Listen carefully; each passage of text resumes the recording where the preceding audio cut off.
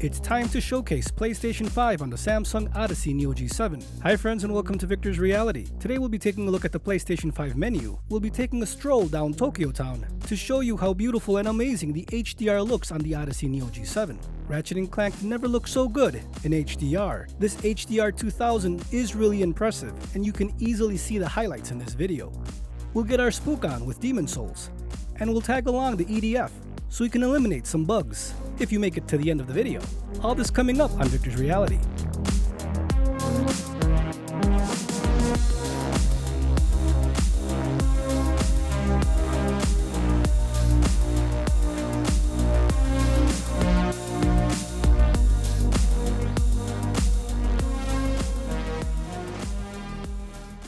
Alright friends, for today's video we do have this in HDR in 4K. VRR will be enabled, and also I will be showing some 120Hz gaming. Here I'm just showing you the menu friends so you can see how I have it set up for the video on all 4 games. I'm happy to report 120Hz does work, also VRR with no issues. HDR does look amazing at 4K. Here friends, I have the video set up for cinema preset on the monitor itself with local dimming on high to showcase full power of its HDR performance. Here we're going to start off with Ghostwire Tokyo. This game looks amazing on this monitor. The contrast is very deep and you can see all the colors pop out on the windows and the signs here in this video. Now of course friends, I have found out that with local dimming on high, the camera might struggle to pick up the mid-shadow details. The brightness on local dimming high really is pronounced and you need to see it for yourself. This will apply to the Neo G7 and Neo G8, but with local dimming on high, I have been able to notice that the brightness is increased. So I want to experience the full maximum HD power of the monitor. So just take that into account. When you're seeing these videos, there might be a little bit of black crush, but that is because I have it on local dimming high. If you saw this in person, you would be able to see the mid shadows and details. There is no black crush whatsoever. You can lower the local dimming, or just turn it off if you prefer. But then you'd be missing out on the 1196 local dimming zones. So I'd rather keep it on. But look how beautiful this game is looking. All the colors, all the signs here are coming alive. So much ambience. This game does look deep and beautiful. Really immersive with the 1000R curvature. 60Hz gaming looks beautiful on this panel. There is no issues with ghosting or trails, nothing like that. We are getting close to do-it-all monitors, and this is one of them, as sRGB mode for editing and creators is beautiful. Of course, if you can get by with that 1000R curvature. But HDR, SDR, PC and console gaming really look amazing. And it's awesome to see what this mini LED technology brings to the table. Moving on over to Ratchet and Clank, here I'm showing you I have it with HDR on, and 120Hz display mode is on auto, which is on, and you will be able to see VRR kick in anywhere from 60Hz all the way up to 120Hz. But looking at this trailer, all the highlights are popping. There's a specific scene that I'm going to show you in a bit that the brightness is piercing, really. The mini LED is working and you'll be able to see it easily in that section. This cutscene really does the monitor justice. It does look this good.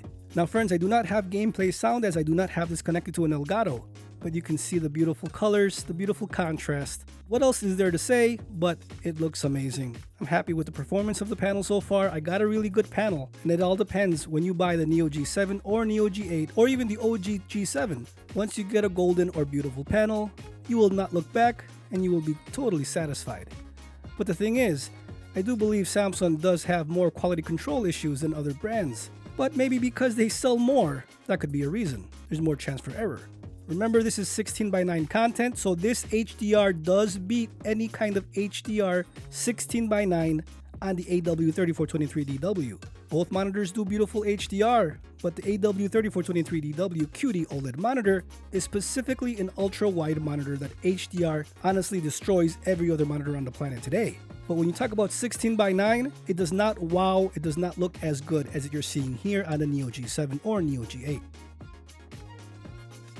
Right here, this scene looks amazing. I'm serious. That piercing white light is super piercing. Never seen HDR like this on a monitor. With the 1000R screen curvature and the 32 inches, it complements each other perfectly. And to really experience the mini LED, I'm happy they went with 32 inches. You can see how awesome everything is looking here, friends. Now in this section, this is where we're going to see how VRR is working. I will have it zoomed in into the VRR hertz. section of the information on the display itself. Here you can see, friends, HDR with adaptive sync is on, and here is the fluctuating frame rate. VRR is working, and there is no stutter or judder or any kind of screen tearing. That's awesome for PlayStation 5. But look at the motion, friends. Look at how fast everything is moving. No screen tears. Everything is in sync. And this is on Cinema preset in HDR mode. And what I can say is when I compare this to the S95B QD-OLED TV or QN90B or QN90A mini LED TV, what I would say is that this monitor looks more professional in the sense that it looks more toned down in everything. Everything is popping, don't get me wrong. I would say because everything is smaller, meaning 32 inches, and there is less picture processing on these monitors. It's just a different look. And with less picture processing, the image looks less spectacular, but more analytical. It kind of more looks like sRGB mode on the monitors versus standard or vivid on TVs. That's just a mainstream observation I've been able to see as I own a lot of monitors and TVs. But that's just my opinion. Here with Demon's Souls, everything is clear. There is no black crush, and that's what I'm happy to report here with PlayStation 5. No black crush on this monitor. This is a 12-bit panel, but to me, it looks better than that. They've been able to give us the options to be able to control the contrast on so many levels. If you wanted inky black with Cinema preset, or if you want to go to custom with a black equalizer of 11 to 15. That is less strong and less pronounced than Cinema preset, but it gives you so many options if you want to see more of the mid-black levels. If you're a competitive gamer and you do want to see more of the shadows, more shadow detail, they give you the options. I can see it on my PlayStation 5, I can see it on the PC. This is a do-it-all monitor, finally. Samsung is giving us more options to control what we need, and that's always a plus. Here the highlights are popping, the sparks are flying, and you can easily see the fog in the details.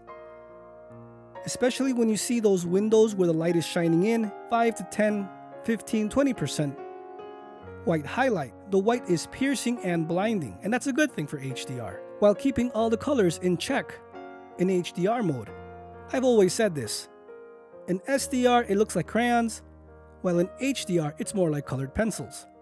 That's how much more refined the picture looks. That's the best way I can describe SDR versus HDR. I honestly prefer SDR, as I love a colorful and impactful image. But HDR is beautiful, and I'm happy that this monitor can handle both kind of colors and preferences that you may need. But you can see the fog is really atmospheric in this game, and it's coming across perfectly on the Odyssey. Guys, I'm telling you, the Odyssey Neo G7 or Neo G8, you cannot lose if you get these monitors, a worthy successor to the Odyssey G7. Just look how beautiful that contrast looks. Look at that fog. Look how clear the fog is. This is in 4K.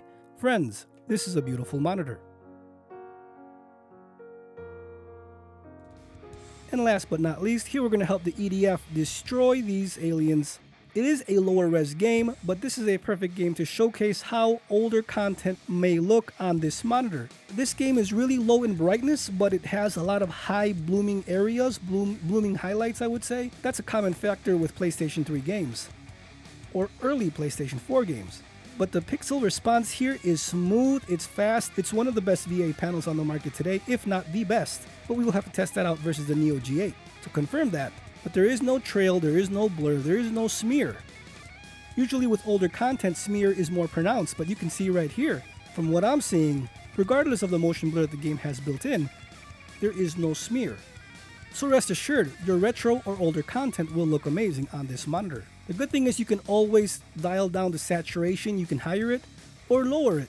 I do have it at 56 for these videos, but you can go higher, you can go to 60, or you can keep it at 50 default. You do what you gotta do to make the picture right for you. I always have the gamma here on mode 2. I have that for the OG G7 and the Neo G7, and I will have that for the Neo G8.